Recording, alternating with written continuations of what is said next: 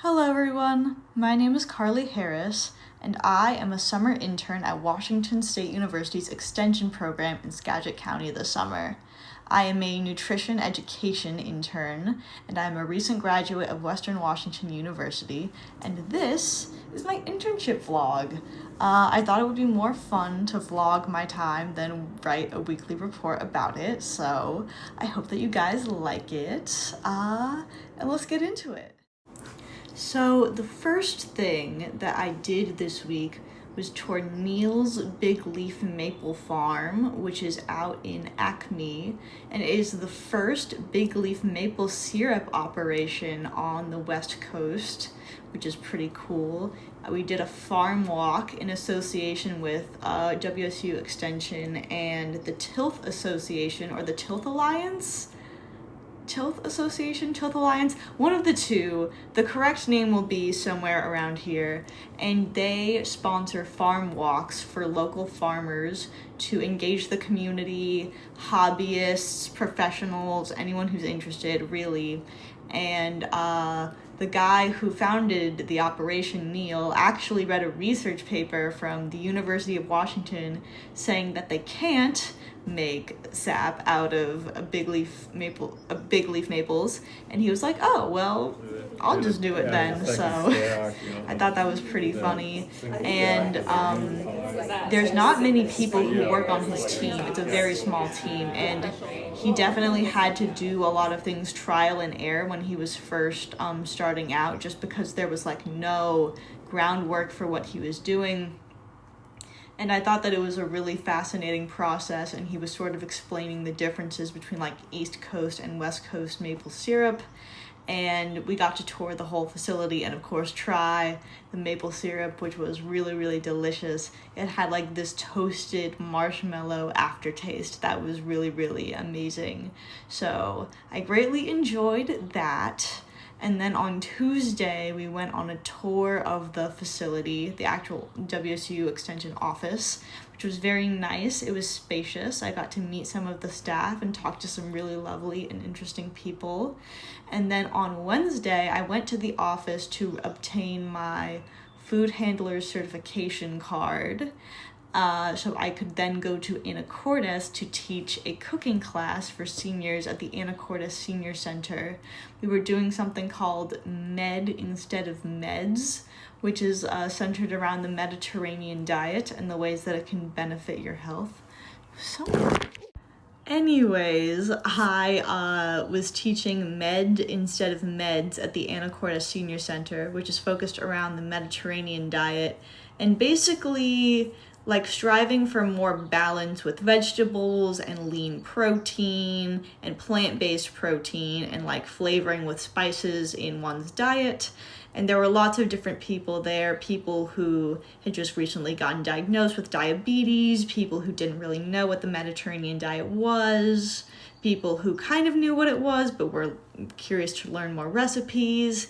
And we made a mango, black bean, and quinoa salad that I must admit was actually quite tasty.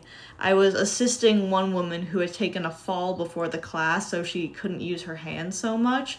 So I was cutting things up for her, and I could tell that she was a little bit apprehensive about the whole thing. My mentor, Sarah Gill, put some salt and pepper in her bowl, and she went, "Are you sure about that?" And I was like, "Ma'am, I can assure you it'll be okay." And at the end, she absolutely loved it. She loved the way that the flavors balanced each other out, and I just thought that was really cool. So the cooking class has definitely been one of the top parts of the week for me. Thursday was Juneteenth, a national holiday, so I did take it off. And we didn't have to do anything that day. Sorry. But on Friday, I got to go on another farm tour, this time as part of the Skagit County Berry Dairy Days. I am allergic to strawberries, so I did just go on the tour for the vibes, but it ended up being quite educational as well. The first farm we visited was the Sakuma family farm. And this farm was interesting because it has a very poignant history. The Sakuma family moved to Seattle from Japan in the early 1900s and moved to Skagit County in the 1930s. And they started their farm leasing land because Japanese immigrants were not allowed to purchase land at the time. And at the start of World War II, the Sakuma family was actually interned at the Japanese internment camps in Northern California. And 6 of the Sakuma brothers were subsequently drafted into World War II. And upon returning from the war, the family moved back to their land, which their neighbors had been maintaining while they were gone, and they continued to grow and expand their farm. The farm is still owned and operated by Sakuma to this day. I got to tour the fields and also reflect on this very interesting period of history that we're in. And that 80 years after the Sakumas were interned, our nation is still struggling with, similar issues. And it was just interesting to reflect on as I toured this nearly 100-year-old farm owned by immigrants.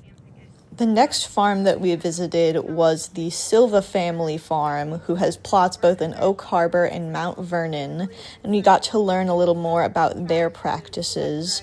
They sort of spoke to the trouble of being able to expand their farm, mostly because they cannot afford to buy land. The co-owner, Maura, talked about sort of the struggle of corporations buying up land and buying up family farms from people who cannot afford to maintain them anymore, and family farms that are still operational have been in families for generations.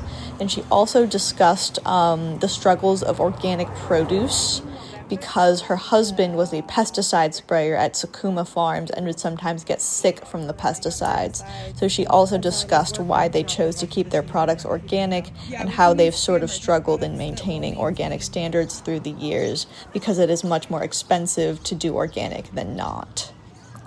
And then the last farm that we visited was the Shu family farm, which has been operating in Mount Vernon since 1963. They are a very popular farm in Washington, well known for their pumpkin picking in the fall. And we took a tour of their fields, which had strawberries, blueberries, and tayberries, which I had never tried. And when we got back to the shop, the rest of the gang had a strawberry-centric lunch, while I roamed their general store, which sold a variety of products that were both made in-house and came from other vendors and farms around the area. As I roamed the store, I had some time to reflect on how I felt the week had gone with my internship. And aside from some nerves and some technical confusions, which we'll hear about in the next vlog, I just felt very grateful. I did not come into this internship with much of a knowledge of agriculture or nutrition or anything, but I was blown away by the kindness and the compassion and the curiosity that the people around me were willing to show me. And I truly did not understand the importance of our agricultural system or the people in it until I really got to meet them and hear about their life stories. And I haven't even gotten a drop in the bucket yet, so I'm very, very excited for what's to come, and I'm looking forward to the next 9 weeks a lot. Thank you all so much for watching. I hope you liked it. Drop a like if you liked it. And I will see you very soon for a much shorter vlog, which I will hopefully have more stuff to film for. Okay, love y'all. Bye!